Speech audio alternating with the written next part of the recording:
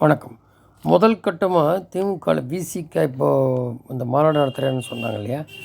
அதுக்கப்புறம் அங்கே புதுசாக ஒரு நபர் ஆதவ அர்ஜுனா சேர்ந்து அவர் தான் அந்த ஃபண்டு பண்ணுறாரு, ஃபண்டிங்லாம் இதுக்கு விசிக.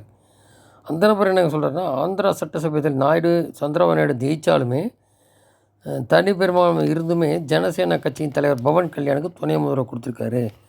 அவர் மட்டும் இல்லை, மோடியுமே இதுக்கு முன்னாடி மெஜாரிட்டி இருக்கும்போது 2 முறை 14-19க்கும் துணை முதல்வர் இல்லை, அந்த அமைச்சர்கள் கொடுப்பார் கூட்டணிகளுக்கு. இப்போவும் அப்படி தான் பண்ணியிருக்கு. இப்போ வந்து கூட்டணி சேர வேண்டியிருந்தாலும் பண்ணியிருக்காரு. முதல்ல இதுக்கு முன்னாடி மெஜாரிட்டி இருந்துமே கொடுத்துருக்காரு. ஓகே. அப்போ அந்த வரிசையில் சினிமா நடிகர் உதயநிதி துணை முதல்வர் கட்சியின் தலைவரான திருமாவளவன் ஆகக்கூடாதா அப்படியே குண்டத்துக்கு போட்டிருக்காரு. இப்போ கட்சிக்கு வந்தவர் ஆதவனு முதலாக வேண்டும் என்பது எங்கள் தொண்டரின் விருப்பம் அப்படிங்கிறாரு. அவர் கருத்து திமுக அதிர்வலை ஏற்படுத்தியிருக்கு. திமுக துணை பொதுச்செயலர் ராஜா என்ன சொல்கிறாருன்னா, விசிக கட்சியில் புதுசாக சேர்ந்த ஆதவ் அர்ஜுனா விவரம் தெரியாமல் பேசுகிறாரு, கூட்டணி நல்லதில்லை, அர்ஜுனா மீது திருமாவளவன் நடவடிக்கை எடுக்கணும் அப்படின்னு சொல்கிறார். கூட்டணி கட்சிகள் என்றாலும் திமுக விசிக இடையிலான உறவு சரியாக இல்லை என்பதற்கு சமீபத்திய நிகழ்வு ஆதாரம். மது ஒழிப்பு மாநாடு, கூட்டணி கட்சி விடுதலை, இப்படிலாம் நிறையா வருது. திருமாவை அழைத்து பேசி திமுக சமரசம் செய்து. இந்த திருமாவளவன் தான் காங்கிரஸ் ராகுலுக்கும் இந்த மாதிரி சில பாடமெல்லாம் எடுக்கிறாரு, இங்கே நமக்கு சரிப்படலைன்னா நம்ம விஜய் வச்சு மூவ் பண்ணலாம் அப்படிங்கிற மாதிரி நிறையா பேசிகிட்டு இருக்காங்கன்றது சொல்கிறாங்க. பரவாயில்ல. அப்போது திமுக அதன் தலைவர்களும் நம்பியிருக்கும் இந்த நிலையில் கூட்டணி ஆட்சி கோரிக்கை புது வடிவம் தந்திருக்கிறது விடுதலை சிறுத்தை. அமைச்சர் உதயநிதிக்கு துணை முதல்வர் பதவி உயர்வு அளிப்பது பற்றி முதல்வர் ஸ்டாலின் முடிவெடுக்காமல் பரிசித்து வரும் நிலையில் திருமாவளவன் இப்படி சொல்கிறார், போர்க்கொடி தூக்குறார். அப்போது திமுக கோபம் அதிகரித்து கூட்டணியிலிருந்து வெளியேறி விடுமேன்னு விசிக நிறுவனங்களுக்கு கவலை வருது. அப்புறம் அதில் ரவிக்குமார் எம்பி என்ன சொல்கிறாருன்னா, சனாதனத்தின் அரசியல் வீழ்த்துவது என்ற நமது இலக்கு இன்னும் எட்டப்படலை. இப்போ தான் உதயநிதி கோர்ட்டு படியேறி போயிட்டுருக்காப்படி. இவர் சொல்கிறாப்படி, நம் எதிரிகள் தமிழகத்தை குறிவைத்து காய் நகர்த்துகின்றனர். தமக்கு எதிர்ப்பாக உள்ள ஓட்டுக்களை சிதறடிப்பது அவர்கள் உத்திகளில் ஒன்று. எனவே அடுத்த 2 ஆண்டில் நாம் வெளிப்போட இருக்கணும் அப்படி சொல்கிறார். 2 வருஷத்தில் 26 எலெக்ஷனுக்கு சொல்கிறார். சரி, உடனே விடாமல் பாதுகாக்கணும்.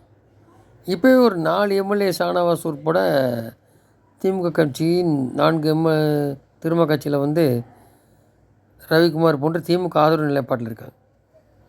ஓகே. இருப்பினும் ஆதவ அர்ஜுனா மீது நடவடிக்கை எடுக்கணும் வேண்டும் என்ற திமுகவின் கோரிக்கை அவர்கள் ஆதரிக்கவில்லை என்று ஒரு நிர்வாகி கூறினார். ஆனால் அவர் ஃபண்டிங் பண்ணுறார். அவர் எப்படி இது பண்ணும்? ஆந்திர அரசியல் நடத்த சம்பவத்தை ஒரு முன்னுதாரணம் சொல்லியிருக்காரு. இது ஒரு குற்றமாக கருத தேவையில்லைன்னு அவர் சொல்கிறாங்க. ஸோ திமுக வெற்றி பெற இயலாது அப்படின்றது தெரியும் அவங்களுக்கு. அயராத உழைப்பு தான் வட மாவட்டத்தில் திமுக இல்லாட்டி வெற்றி பெற முடியாது அப்படின்னு. ஸோ என்ற கருத்து உதாரணமானது, உள்நோக்கோட இது இல்லைன்றாங்க. இப்போ என்னென்னா, அவங்க என்னதுனால இப்படி பண்ணுறாங்கன்னா, உங்களுக்கு வந்து இப்போத்துலேருந்து நரேட் பண்ணுறான். ஏன்னா 2016 ஏற்கனவே குறிப்பிட்டிருந்தோம், காங்கிரஸுக்கு கூட்டணியில் கொடுக்கல மந்திரி சபை. கருணாநிதி சோனியா கேட்டு சொல்கிறேன்ட்டார். அந்த தங்கபால் தான் பிறந்தார். ஸோ இப்போ ஏன் இது வருதுன்னா, இது காங்கிரஸையும் ராகுலையும் திருமாவளவன் தோன்றாரு இது பண்ணுறாருன்னா என்ன அர்த்தம்னா, பொதுவாக திமுக கூட்டணிலாம் வர முடியாது. அதே கூட்டணிலாம் 16 சட்டசபையில் ஜெயலலிதா அவங்க சின்ன கட்சியை வச்சு காமிச்சிட்டாங்க. அந்தளவுக்கு கெப்பாசிட்டி அவங்களுக்கு இல்லை, ஒன்றும் செய்யவும் இல்லை. அவங்க செஞ்சுட்டு மக்களுக்கு செஞ்சுட்டு பண்ணாங்க. இது மக்கள் வர்றது தீய சக்தி, கள்ளச்சாராயம், கொலை என்கவுண்டர் ஜாஸ்தி. இப்போ இந்த நல்லா தெரிஞ்சு தான் அவர் அறிஞ்சு தான் இந்த மாதிரி கையில் எடுத்திருக்காங்க.